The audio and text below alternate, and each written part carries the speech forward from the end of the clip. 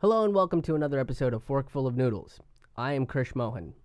A nickname for credit cards is plastics, and that's because that's going to put you in everlasting debt, floating around in your soul to create gyres of poverty, and ultimately you'll try to recycle it, but forget about the interest rate, and all that garbage debt just cycles back into the ocean of your own possibility and self-worth. But there is a program that's monetizing the idea of plastics. And no, it's not drinking water, although yes, bottled water does monetize plastics. The idea I'm talking about is called the plastic bank. Here's the basics behind the plastic bank. Third world countries have various issues with waste and recycling and also employment. Probably because Republicans are busy creating so many jobs for Americans that there's just not enough to go around the globe.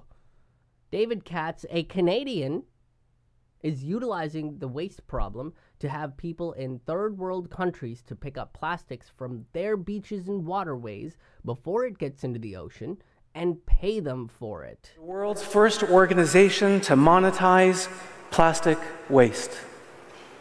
We are a global chain of stores for the ultra poor, where everything in the store is available to be purchased using plastic garbage.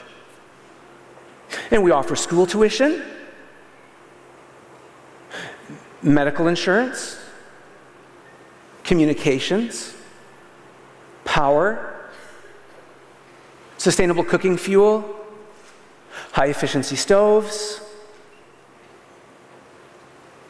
sanitation, communication, and a whole product range, all available to be purchased using plastic garbage.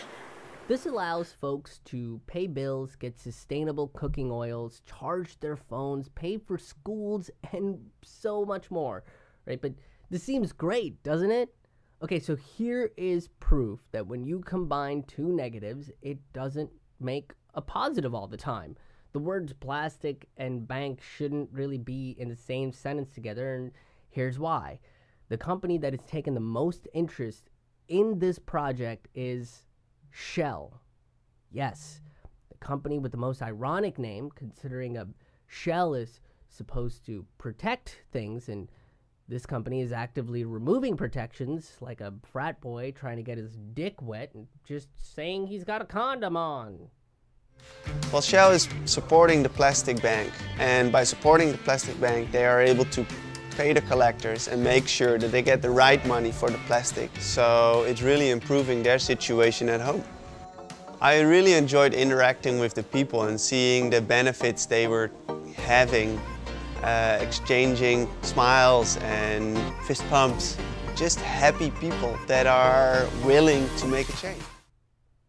Perfect. It's nice that they've got a mildly famous person to show how Shell assaults communities and then just calls it a fist bump.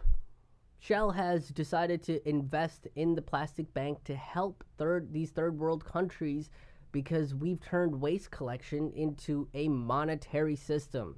So now the people of Haiti and various other countries are held hostage as Shell will increase its plastic production because the more plastic there is in the world, the more these people get to clean it up and the more money they get to make.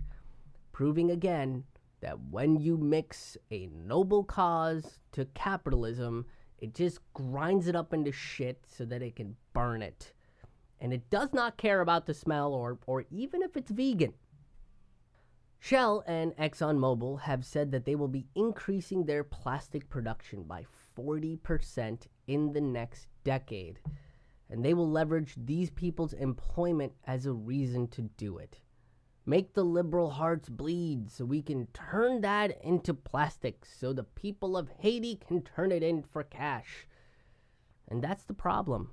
The plastic bank put value on trash, and corporations want in on that value.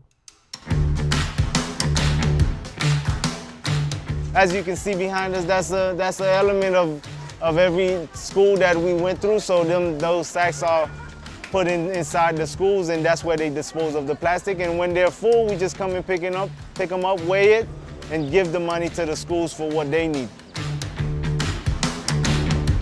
Here's a better idea. How about we use these ideas generated by David Katz and Boyan Slat to clean up the mess we've made, and then stop making plastic shit to feed into the cycle of cannibalistic bullshit. This program, co-opted by Shell, makes it virtually impossible for us to decrease our need for oil and plastics. And with the rise in plastics and our future being tied into automation, the robot uprising will be to get the fuck off this literal dumpster fire of a planet we will eventually make. Okay, so I know most of you are ready to recycle a Coke bottle into a shank or a rope, but there is hope. Kamikatsu, Japan is known as the zero waste town because it recycles everything. They are so serious about this that there are 34 categories for them to recycle into. It's been very tough in the way to gain the understanding of the people. Of course, when they had to separate garbage into 34 categories, which is massive, it's really just tough. And here we are complaining that we have a blue bag and a regular bag. Alright, so I do agree that 34 categories is a bit of an overkill, but Kamikatsu will be zero waste by 2020. This means that all of their garbage will become something else. And that's how some of their storefronts are surviving. The town has what's known as a kuru-kuru shop, meaning circular, where residents can bring in and take used items for free. There's also a factory where local women make products out of discarded items. We had lots of old kimonos or the old clothes or these flags not used anymore. So we asked all these grannies who really had the skills for the sewing. Then they made it into a craft like teddy bears or bags or what I'm wearing right now as well. It's made out of all these fish flags that we celebrate and then use it for the Children's Day. Businesses all over Kamikatsu have incorporated ways to become zero waste. We are cutting, by doing the recycling, the cost into 1/3 compared to when we actually burn everything. We are trying to focus more in how can we change our lifestyles to not to produce any waste. Even in this small town with only 1,700 people, everyone look at each other and then look after or take care of each other. So this kind of supporting system within the community really helped for the implementation of the zero waste. They're turning things they use once into clothes, teddy bears, all kinds of stuff. Right? In Western society, it's looked down upon to get hand-me-downs, but in nature and Eastern philosophies, it's called being efficient. Hell, America is so against hand-me-downs it won't even turn its dead malls into homeless shelters. The homeless should get fresh homes. So we might not need 34 categories to recycle, but a major idea behind zero waste is to reduce single use. Disposables is actually quite simple. My family has been able to achieve it in 3 steps. Number 1, to simply eliminate single use from our lives. There is a reusable alternative for every single disposable item out there. Rediscovering them was an epiphany for our family. Now, this goes a little further than just recycling, because certain plastics can't be recycled. And because they are recycled, the other plastics that can be become hand-me-down plastics and they lose value. My city, for example, recycles or accepts all types of plastics. But there is only a market for very few of them.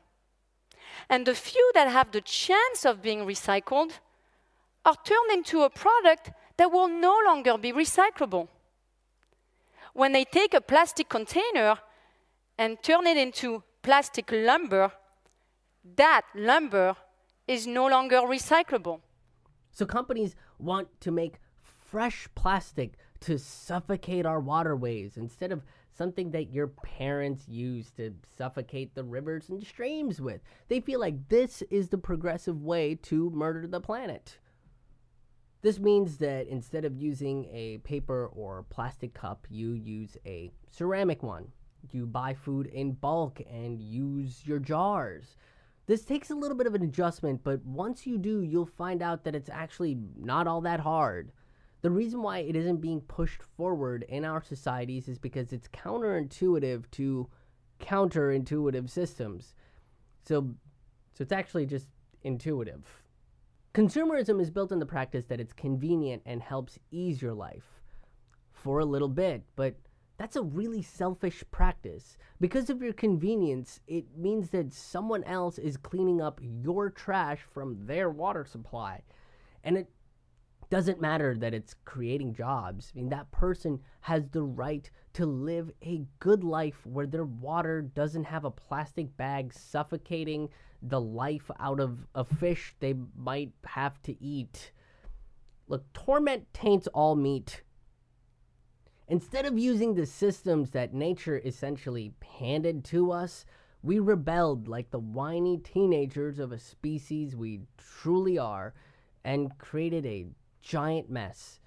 And now we're not just trying to undo the domestic abuse we've dealt on the planet, but also the emotional ones we've doled out with unregulated capitalism and consumerism.